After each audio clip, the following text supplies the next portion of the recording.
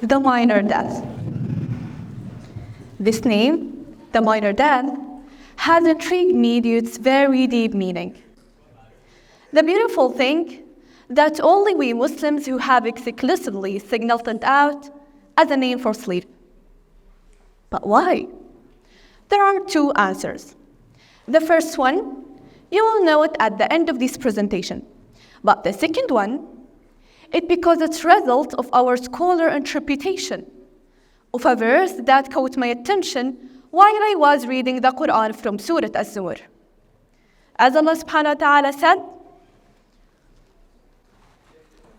أعوذ بالله من الشيطان الرجيم بسم الله الرحمن الرحيم الله يتوفى الأنفس حين موتها والتي لم تمت في منامها فيمسك التي قضى عليها الموت ويرسل الأخرى إلى أجل مسمى إن في ذلك لآيات لقوم يتفكرون. People who contemplate. So why wouldn't contemplate? Today, I decided to take you to an adventure of contemplating on the creation of Allah subhanahu wa ta'ala.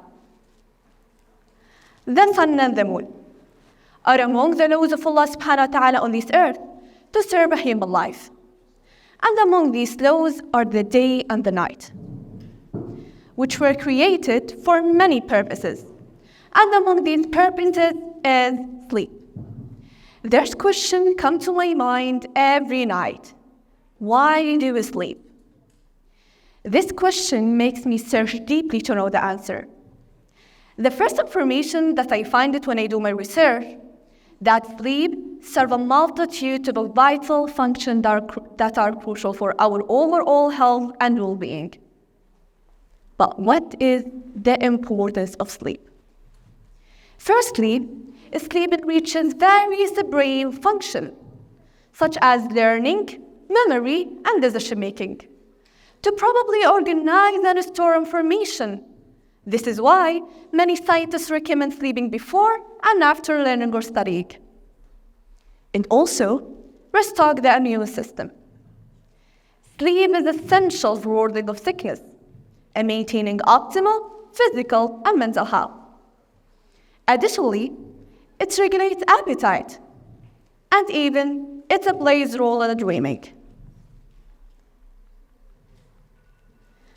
Now, let's imagine something.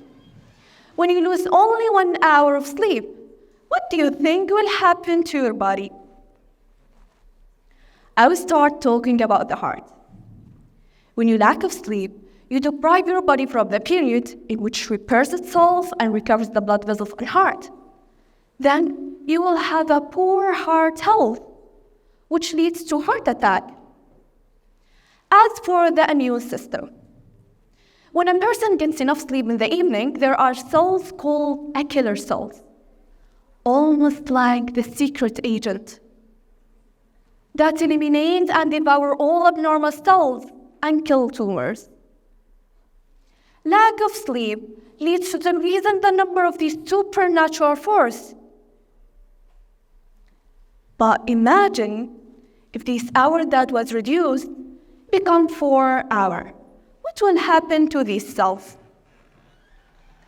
70% of these killer cells decrease. So you got a body that suffers from a deficiency in the immune system. As you notice, the strong relationship between lack of sleep and increase in the cancer cells of the body. Above all of these, the biological tissue of life itself, DNA, decreases. For example, an experiment was conducted on a number of people to sleep 6 hours less than the normal limit for just 1 week, only 1 week. Imagine that 711 genes changed. The activity of the immune system decreased by half, and the activity of non-cancer tumor increased. But do you think that this wonderful benefit of sleep differ between sleeping in the evening and sleeping after sunrise? The scientists of modern science have discovered that it's impossible to benefit from sleep if it's not during the peak hour, which starts at 10 in the evening until 3 in the morning. This time is varied according to the season of the year. And by the way, it begins just after Isha prayer and ends shortly before Fajr prayer. It's important information that you must know it. However, in this time, the growth hormone will be secreted, and melatonin, which is the hormone responsible for sleep. And thus, the body will benefit from all the benefits that were mentioned previously.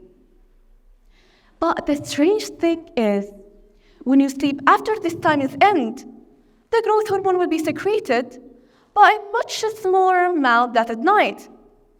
And the secretion of cortisol hormone is increased, which is the hormone responsible for stress. Therefore, the miracle of the Quran is in instancing this information more than 1,400 years ago. As Allah subhanahu wa ta'ala said in Surah Al-Furqan, أعوذ بالله من الشيطان الرجيم بسم الله الرحمن الرحيم وهو الذي جعل لكم الليل لباسا والنوم سباتا وجعل النهار نشورا. It means that He subhanahu wa ta'ala who has made the night as a clothing and sleep a mean for rest, and has made the day a resurrection. After all of this, I will ask you a question. 1, 2, 3.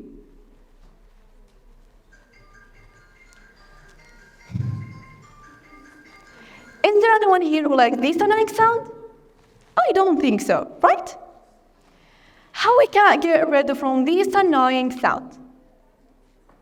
The good news is that I have the answer for this question. The first thing is stick to a sleep schedule. The thing that makes this point is important, that we have 2 rhythms in our body that control our sleep cycle.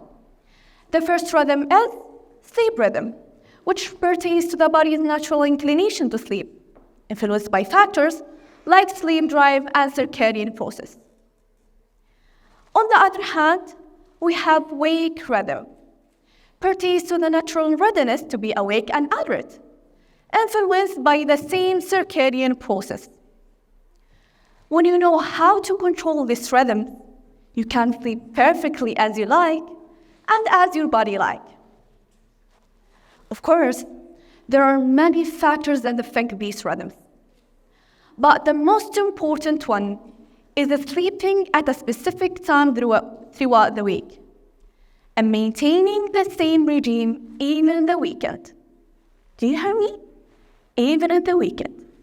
And waking up at the same time to make your body rhythm get used to waking up at the same time every day by itself. And in this way, you will get rid from the annoying sound of the alarm clock. Of course, at first you need this sound. This annoying sound, I know. But after a while, you will find yourself waking up before the alarm even rings.